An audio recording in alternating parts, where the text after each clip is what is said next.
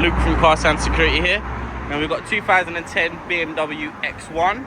This is coming for a Clifford alarm. The one that's on this is the 330X1. Now, with this system itself, it will follow the original keys of your vehicle. So with the vehicle, as you will see, the vehicle will be locked. I'll show you here on the back door, makes it a little bit easier with the window. So as you can see, the system is locked. If I unlock, we get 2 beeps, some flashing of the indicators, and the system will unlock itself. We can lock the vehicle, we get 1 singular beep, and the vehicle locks itself there. We'll show you how it works in terms of the triggering of the system. So if anyone was to open the door, obviously I'm going to do this to replicate. Once the door is opened,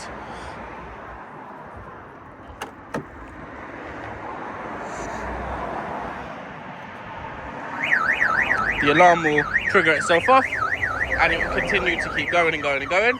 Obviously, as we see, it follows the original key, so we can unlock and it will disarm the system here.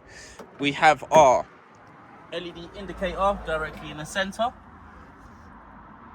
You also get a service or override button, which will be obviously to put the car into a service mode, or features such as that. That is hidden in this vehicle, obviously for the customer's access, but hidden to the general user of the vehicle. So you can't really use it. Only if you was to know where it is where you're going to find it.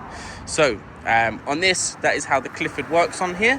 Obviously you get a warning, the battery backup siren on there, so even if the vehicle battery was to go down, obviously or be disconnected or anything like that, the siren itself has its own internal battery which backs it up, which makes this an insurance approved product.